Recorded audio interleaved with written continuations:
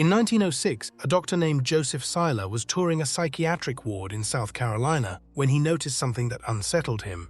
The patients weren't just mentally unwell, their skin was peeling off, some had gone blind, others couldn't remember their own names. The condition had a name, Pellagra, and it was spreading through the American South the way wildfire spread through dry grass. Thousands of cases, then tens of thousands. The strange part was the geography of it. Pellagra was cutting through poor farming communities, sharecropper towns, cotton mill villages, places where the daily diet was built almost entirely on corn. And corn, as anyone could tell you, had fed entire civilizations for thousands of years without doing this to anyone. What nobody in South Carolina, or Washington, or the medical journals of Europe stopped to ask was a simple question. The civilizations that had lived on corn the longest, the ones that had fed millions of people on maize for 3,000 years without a single outbreak of pellagra, how exactly were they preparing it? And what were they using? The answer had been sitting in a dry lake bed in central Mexico the entire time. You see, there is a word in Nahuatl, the language of the Aztecs, that translates roughly as the sprouting stone, Tequesquite. Some scholars render it as the efflorescent stone, meaning a stone that blooms, that pushes itself out of the ground.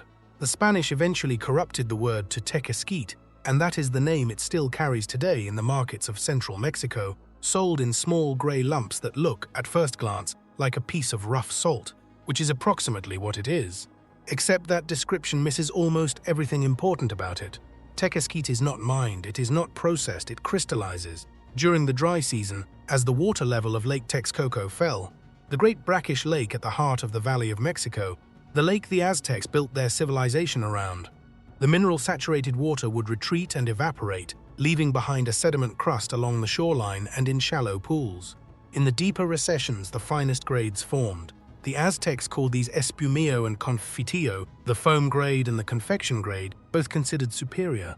The coarser grades, cascarilla and polvillo, appeared as spontaneous efflorescence on the surrounding soil, pushed upward through the earth by capillary action, quite literally growing out of the ground like a mineral frost. What the Aztecs did with this stone is where the story gets interesting. They cooked corn with it. They boiled nopales in it to keep them bright green. They softened dried beans with it, tenderized meat with it, used it as a detergent to clean their homes.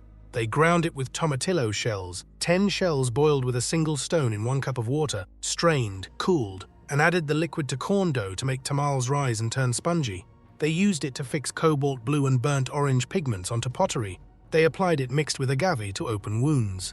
One mineral, at least 6 distinct functions. To call it a seasoning is like calling fire a way to stay warm. But how does it do all these things? Well, to understand that you have to go down to a level the Aztecs had no language for, but clearly understood through centuries of careful observation. The level of pH, of alkalinity, of what happens to organic molecules when they meet a basic solution. You see, Tequesquite sits at a pH of around 983. That makes it moderately alkaline. Not caustic, not dangerous, but chemically active enough to do serious work. When you drop a corn kernel into an alkaline solution, several things happen simultaneously at the molecular level. The outer husk, the pericarp, begins to loosen as the hemicellulose binding it together dissolves. The protein matrix inside the kernel restructures, making nutrients more accessible. Starch granules are modified. And crucially, a molecule called niacin, niacin bound tightly to the corn starches in a form the human gut cannot absorb, breaks apart. The niacin is released, it becomes bioavailable. A grain that was nutritionally locked becomes, in the presence of an alkaline solution, something closer to a complete food. But here is what makes Tequesquite specifically interesting rather than just any alkaline agent. It is not a single compound. Pure baking soda is sodium bicarbonate, lime is calcium hydroxide. Tequesquite is sodium carbonate, sodium bicarbonate, potassium carbonate, sodium sulfate, trace phosphates, nitrates, and clay minerals, a complex mineral cocktail shaped by centuries of evaporation chemistry in a closed lake basin. In 2024, researchers formally tested it against lime in tortilla production and found that a 5% Tequesquite solution produced tortillas comparable in texture, flavor, and nutritional profile to those made with industrial lime. The alkaline mechanism was the same. The mineral complexity made it richer. The Aztecs didn't have mass spectrometers. They had 3,000 years of outcome-based knowledge, which raises an uncomfortable question. If this process worked so well, and if the people who depended on corn understood it so completely, How did the rest of the world end up separating the grain from the chemistry that made it nutritious in the first place?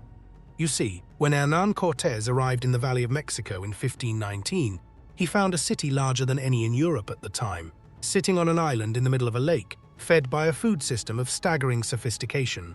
He saw the corn soaking in the alkaline water. He saw the grinding, the masa, the tamales coming out of the steam with a particular spongy texture. And then he destroyed the city, took the grain, and sailed back across the Atlantic without the chemistry. This was not an act of deliberate suppression. It was something more ordinary and more damaging, a failure to recognize that the process was the knowledge. European colonizers looked at nixtamalization, the alkaline soaking and cooking of corn, and saw a primitive ritual. They had milling technology, they had ovens. They believed that grinding corn finer than the Aztecs could was a technological improvement. The idea that an indigenous soaking technique might be doing something irreplaceable at a molecular level simply did not occur to them. So they brought corn to Spain, to Portugal, to Italy, to Egypt, to the American South, and Pellagra followed.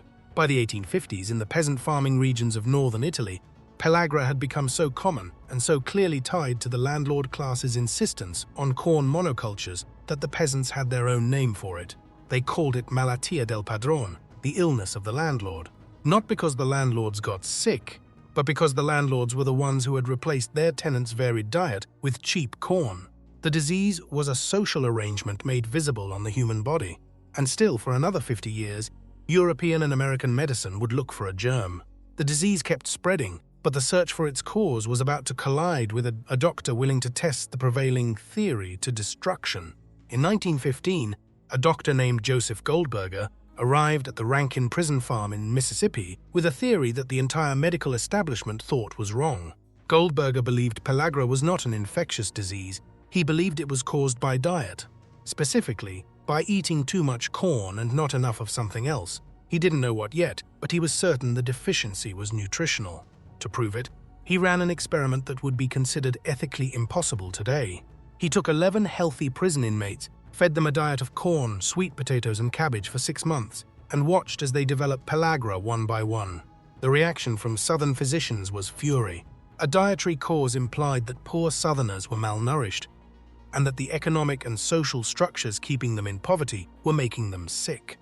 That was a political accusation dressed as a medical finding, and the medical establishment treated it accordingly. Goldberger doubled down. He held what he called filth parties, where he and colleagues injected themselves with blood from pellagra patients, swallowed their skin scrapings, and suffered no disease.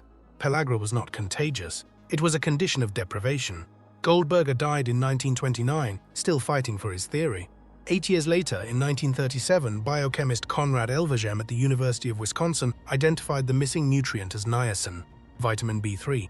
And with that, the pellagra epidemic was essentially over, treated with supplementation and dietary changes almost immediately. It had taken 400 years from the Spanish conquest and the deaths of hundreds of thousands of people across 3 continents to formally confirm what the alkaline soaking of corn had been doing all along. The Aztecs had built the solution into their food preparation. The world had simply stopped looking at it. Now, to understand how the Aztecs discovered this process, you have to start with the landscape that made it possible. Lake Texcoco was not a passive backdrop to Aztec civilization, it was the engine of it. The Valley of Mexico is an endorheic basin, a closed system with no river outlet to the sea.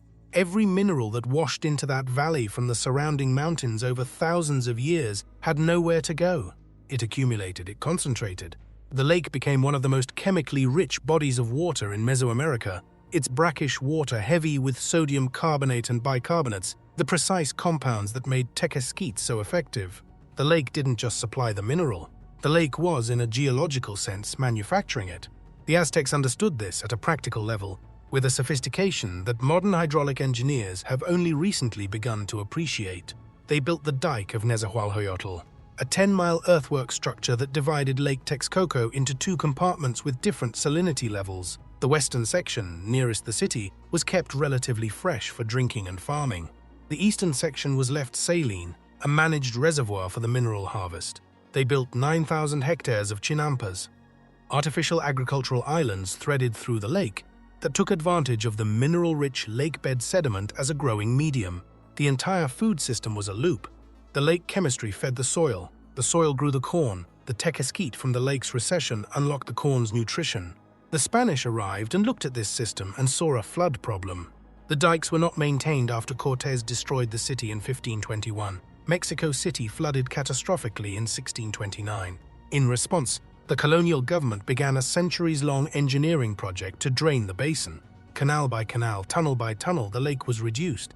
By the 20th century, what had been a lake system covering the entire Valley of Mexico was gone. Mexico City now sits on the dried lakebed and is sinking at rates of up to 50 centimeters per year in some areas because the clay beneath it is compacting now that the water is gone. The source of Tequesquite did not run out. It was infrastructured away. Technically, nobody banned Tequesquite. That is the thing worth sitting with. There was no colonial decree, no Inquisition-style suppression of an indigenous mineral salt. What happened was quieter and in its own way more complete.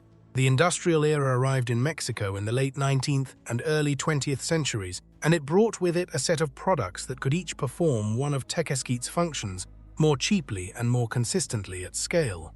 Baking soda, pure sodium bicarbonate, manufactured synthetically since the 1840s, replaced the leavening function.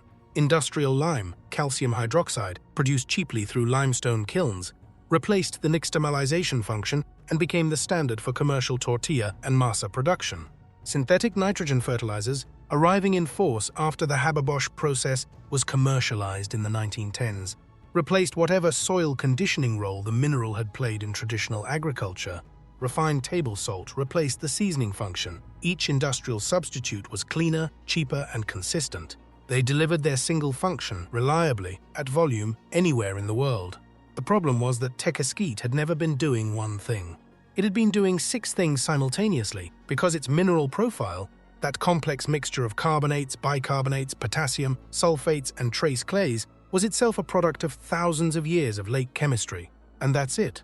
So now to you, what will scientists discover next that ancient people already knew through observation, experience, and generations of trial and error? Comment down below as you leave a like, subscribe, and turn on the notification bell for more amazing videos like this one.